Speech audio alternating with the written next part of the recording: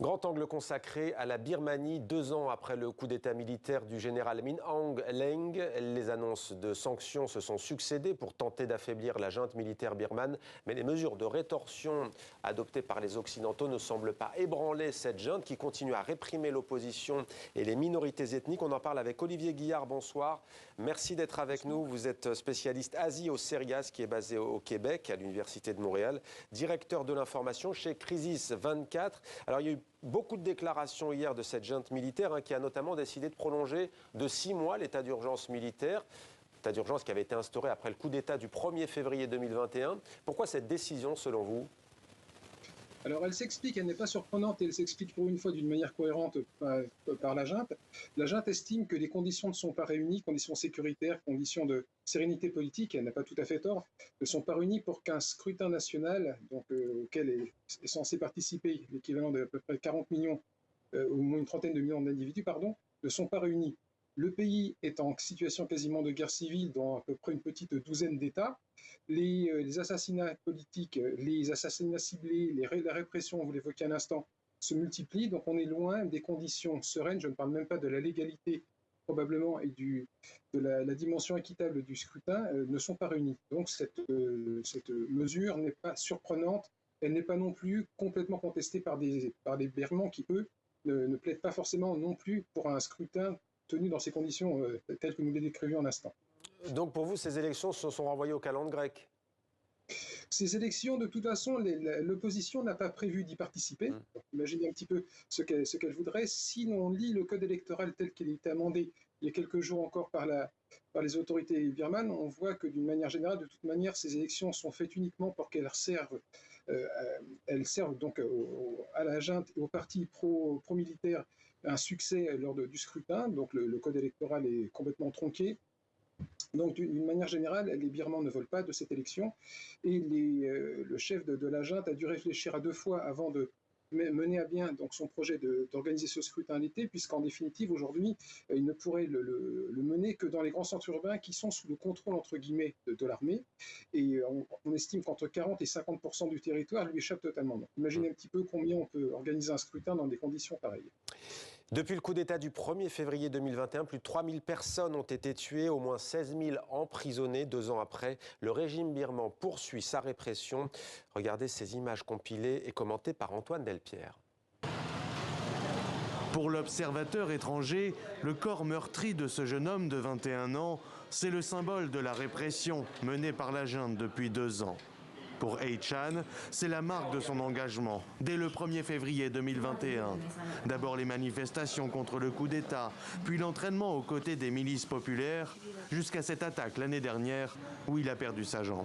Je n'ai jamais eu de regrets pendant les combats ou quand j'ai été blessé. J'ai choisi cette voie parce que je pense que c'est la bonne. Si je récupère suffisamment, je retournerai à la guerre, jusqu'à la fin. S'il témoigne à visage découvert, pas question de révéler l'endroit où le jeune homme se cache pour échapper à la répression. Surtout depuis le recensement organisé par les militaires au pouvoir.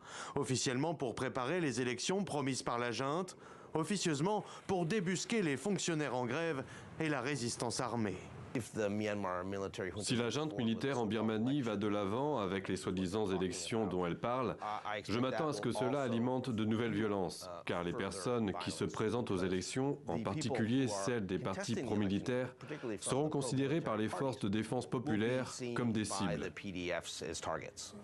Un cycle de violence débuté ce 1er février 2021, il y a 2 ans, ce jour où l'armée, Min Aung Hlaing à sa tête, a renversé le pouvoir civil d'Aung San Suu Kyi et fait basculer le pays dans le chaos. Face à la fronde inédite qui se soulève alors, la junte ouvre le feu.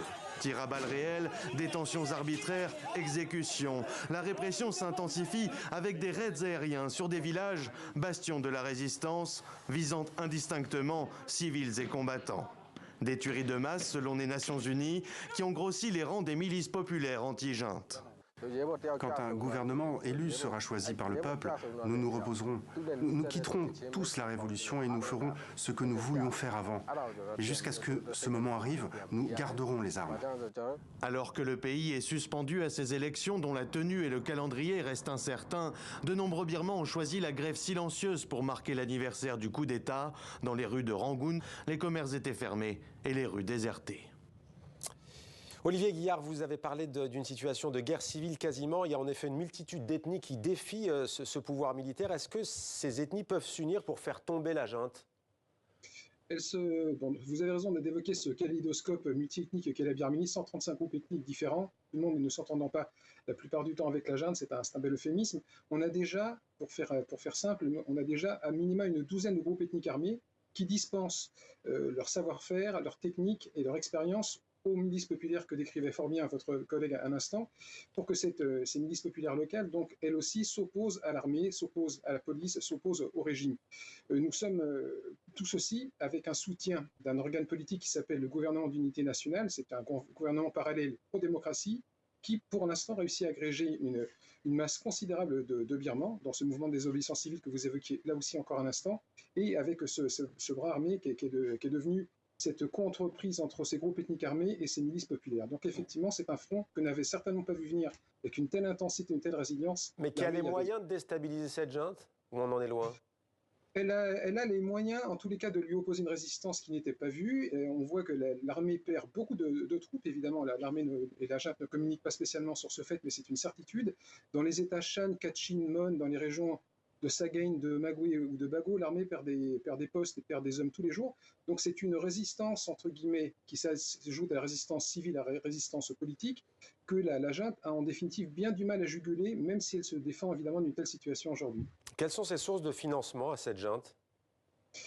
La junte, la Birmanie est un pays où la population ne vit pas dans l'opulence, c'est le moins qu'on puisse dire, mais n'est pas un pays pauvre. La junte, de toute manière, a toujours réussi, donc en s'accaparant des grands pans de l'économie nationale d'une manière évidemment opaque, en participant à des trafics relativement douteux, en laissant des licences d'exploitation pour le bois des essences précieuses partir vers des... Le bois tech.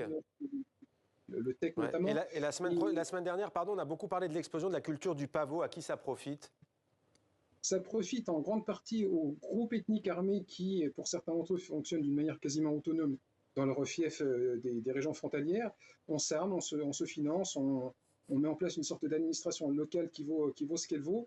Et elle participe aussi, évidemment, dans cette région que tout le monde connaît sous le nom de Triangle d'Or, à une économie régionale et une économie internationale dont les méfaits parviennent jusque dans nos rues des grandes capitales européennes. Une économie sinistrée pour ce pays peuplé de 56 millions d'habitants, indépendant de la Grande-Bretagne depuis 75 ans. Est-ce que les militaires, qui ont déjà fait semblant de partager le pouvoir avec des civils, peuvent répéter cette situation dans les mois qui viennent ?